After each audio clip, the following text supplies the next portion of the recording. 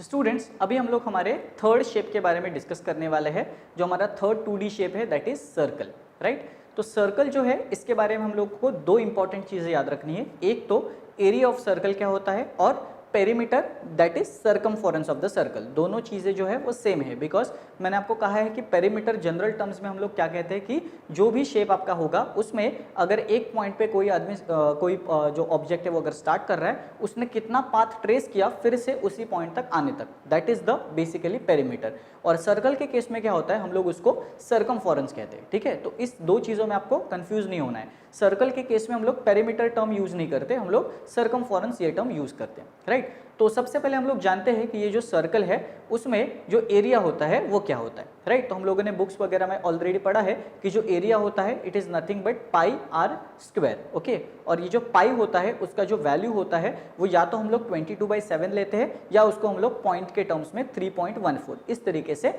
Assume करते हैं, right. तो ये तो हम लोगों को सबको पता है कि बेसिकली ये जो एरिया ऑफ सर्कल होता है वो क्या होता है, पाई आर स्क्वायर, राइट। और अगर हम लोग सर्कमफोरेंस की बात करें, सर्कमफोरेंस की अगर हम लोग बात करें तो डेफिनेटली जो सर्कमफोरेंस होता है दैट इज 2 पाई आर, ये भी हम लोगों को पता होता है। और ये दो चीज़ें हम लोगों को बहुत अच्छे से याद रह जाती है कि हाँ area of circle pi are square है और सर्कमफोरेंस क्या है 2 पाई आर। लेकिन जो मेन बात है कि ये जो 2 पाई आर है वो आया कैसे, कि 2 पाई आर ही सर्कमफोरेंस होगा वो कैसे पता चला, राइट। या पाई आर स्क्वायर ही एरिया है वो कैसे पता चला, ठीक है। तो इसको थोड़ा सा हम लोग एक सिंपल वे में समझते हैं। ये दोनों चीज़ें जो है वो इंटर रिलेटेड है, एरिया और सर्कमफोरेंस। तो सबसे पहले हम लोग सर्कमफोरेंस को देखते हैं कि बेसिकली जो सर्कमफोरेंस होता है सर्कल का वो 2 पाई आर क्यों होता है, ठीक है। तो उसके लिए हम लोग एक ये सर्कल यहाँ पे इमेजिन करते हैं, ठीक है। और इसमें हम लोगों को पता होता है कि ये जो लाइन जो जोड़ती है मिड पॉइंट से लेके completely that is the diameter of the circle, okay.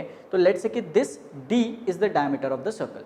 अभी होता क्या है कि ये जो डायमीटर होता है वो बेसिकली कितना कवर करता है सर्कल को, ये हम लोगों को देखना है। बिकॉज बेसिकली जो सर्कमफोरेंस होता है सर्कल का वो क्या होगा कि लेट्स से कि मैंने सर्कल के एक पॉइंट पे यहाँ से स्टार्ट किया और मैंने ट्रैवल करते करते पूरा सर्कल इस तरीके से कवर किया और फिर से मैं वही पॉइंट पे आ गया, तो ये मेरा क्या हो गया सर्कमफोरेंस ऑफ द सर्कल। और ये पूरा मिला के जो वैल्यू होता है वो क्या होता है 2 पाई आर। अब ये क्यों होता है वो देखते हैं, राइट। तो हम लोगों को पता होता है कि ये जो d है दैट इज डायमीटर, तो हम लोग अगर ये डायमीटर को थोड़ा सा बाहर लेके इस सर्कल में इन सर्कल में सुपर इम्पोज करते हैं, जैसे कि ये डायमीटर लिया मैंने, उसको बाहर लिया और उसको मैंने इसी पे सुपर इम्पोज कर दिया, ठीक है। तो इस तरीके का कुछ एरिया वो ऑक्यूपाई करेगा या कुछ डिस्टेंस जो है वो कवर कर लेगा, राइट। उसी तरीके से अगेन मैंने वही डायमीटर लिया, फिर से उसके आगे के पॉइंट से मैंने यहाँ तक लाया, ठीक है। सेम अगेन मैंने तीसरा डायमीटर लिया और अगेन मैंने उसको यहाँ पे रखा। तो आप देखोगे कि जब मैंने 3 अलग अलग डायमीटर्स मतलब सेम डायमीटर्स 3 अलग अलग जगह पे लिए तो यहाँ पे क्या हो गया, एक सर्टेन डिस्टेंस कवर हो गया। लेकिन आप देख रहे हो थोड़ा सा डिस्टेंस अभी भी बाकी है, ठीक है। तो थोड़ा सा डायमीटर वहाँ पे लग जाएगा, राइट। तो बेसिकली यहाँ पे मैंने 3 कंप्लीट डायमीटर यूज किए और थोड़ा सा आगे वाला पार्ट यूज किया। दैट आगे वाला पार्ट इज नथिंग बट 0.14 जो हम लोग पाई के टर्म्स में लिखते हैं, ठीक है।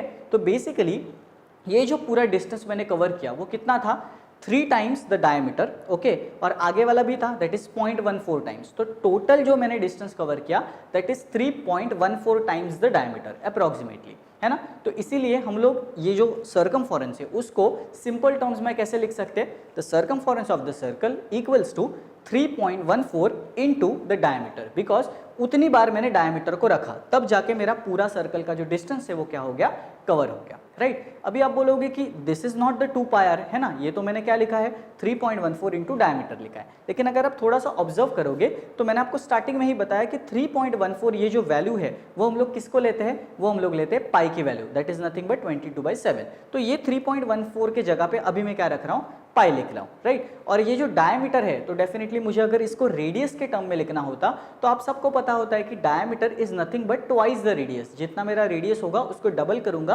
तो I will get the diameter. तो इस डायमीटर के बदले में मैं क्या लिखूंगा 2 टाइम्स द रेडियस। तो यहाँ पे देखो मेरे पास 3 टर्म्स आ गए, 2 इंटू रेडियस इंटू पाई।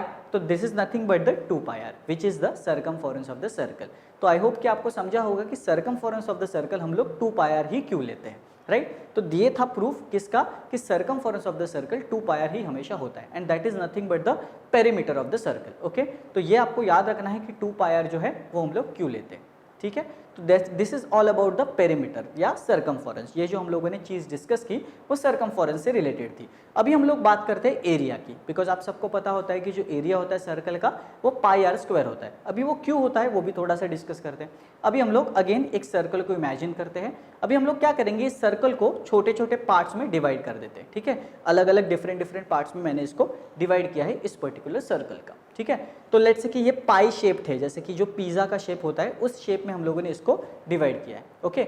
अभी मैं क्या कर रहा हूँ, ये जो एक एक पाई है या एक एक पिज़्ज़ा का जैसे आप शेप ले सकते हो, उसको हम लोग क्या करते हैं, निकालते हैं, ठीक है। तो एक एक करके हम लोग अभी सब चीज़ों को निकालते हैं और उसको हम लोग एक रेक्टेंगुलर फॉर्म में अरेंज करते हैं, ठीक है। तो मैंने एक पीस लिया, दूसरा लिया, तीसरा लिया, इस तरीके से अलग अलग पीसेस लिए और उसको मैंने एक रेक्टेंगल के फॉर्म में अरेंज किया। तो आप देखोगे कि एग्जैक्टली ये जो पजल की तरह रेक्टेंगुलर फॉर्म में फिट हो रहा है सारे पीसेस, ठीक है। तो मेरा अभी क्या बन गया, ये जो सर्कल था उसको मैंने पीसेस में कट करके उसको मैंने एक रेक्टेंगल बना दिया, राइट। तो अभी इसमें आप देखोगे कि जो मेजरमेंट्स है वो तो चेंज नहीं होंगे बिकॉज मैंने उसी मेजरमेंट्स के लिए है, राइट। तो अभी अगर देखोगे कि ये जो मेरे सामने रेक्टेंगल बना है उसका जो एरिया होता है that is nothing but the area of circle only, because circle जो था उसने इतना स्पेस जो है वो ऑक्यूपाई किया था और ये जो रेक्टेंगल है उसने इतना स्पेस ऑक्यूपाई किया।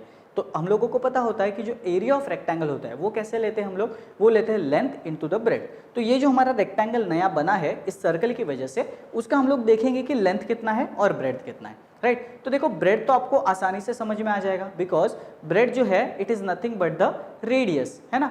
बिकॉज हम लोगों ने जब कट किया था जो पिज़्ज़ा शेप के जो पाइस थे उसको जब हम लोगों ने कट किया था तो उसका जो वैल्यू था that is nothing but the radius ही था और यहाँ पे भी जो हाइट है वो एक ही जो पाई है उसका है, तो that is nothing but the radius only. तो ये जो हाइट है उसको हम लोग क्या ले सकते हैं, आर फॉर द रेडियस, ठीक है। अभी हम लोग देखते हैं कि ये जो लेंथ है उसको उसका वैल्यू क्या हो सकता है, उसको किस तरीके से हम लोग ले सकते हैं। तो आपने देखा कि ये जो डिस्टेंस है पूरा लेंथ वाला डिस्टेंस और ये जो नीचे वाला लेंथ वाला डिस्टेंस है that is nothing but complete 2 pi r, because already ये जो है वो रेडियस है ना।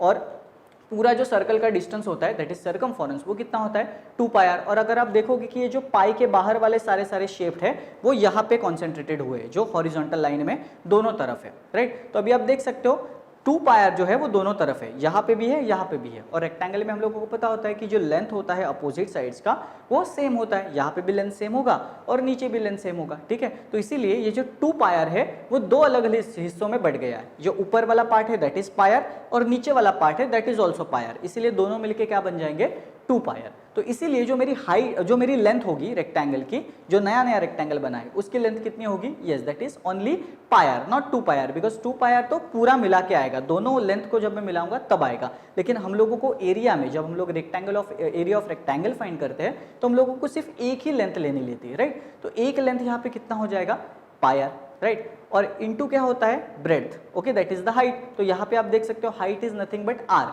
तो pi R into R and that is you will get the pi are square, okay. तो area of circle pi are square क्यों होता है वो इस तरीके से हम लोग थोड़ा सा समझ सकते हैं, राइट। तो देखो गवर्नमेंट एग्जाम्स में तो आपको मल्टीपल चॉइस के क्वेश्चन आते हैं तो उसमें आपको ये सब याद रखने की जरूरत नहीं पड़ती कि कैसे आया, है ना। बट यहाँ पे हम लोग क्या समझ रहे हैं कि बेसिकली जो कॉन्सेप्ट है, ये जो फॉर्मूला है उसके पीछे का क्या कॉन्सेप्ट है वो थोड़ा सा समझने की कोशिश करें ताकि आपको एरिया जो है वो मगअप करने की जरूरत ना पड़े। और जब सर्कल आपके सामने आएगा तो अपने आप आपको फॉर्मूला याद रह जाएगा कि हाँ इसका पाई आर स्क्वायर ही एरिया है और इसका जो सर्कमफेरेंस है वो 2 पाई आर ही होगा, ठीक है। तो सर्कल के बारे में हम लोगों ने डेफिनेटली ये चीज़ें तो डिस्कस कर ली और यही दो चीज़ें इंपॉर्टेंट है बिकॉज जो स्टैंडर्ड है that is diameter equals to twice the radius, ये सब चीज़ें तो आपको बेसिक पता है, लेकिन ये दो चीज़ें जो है वो हम लोगों को कैसे कॉन्सेप्चुअली याद रखनी है वो अच्छे से आपको समझना है। तो एरिया और सर्कमफेरेंस ये दोनों चीज़ें हम लोगों ने इस पर्टिकुलर सर्कल के लिए कवर किया है, ठीक है।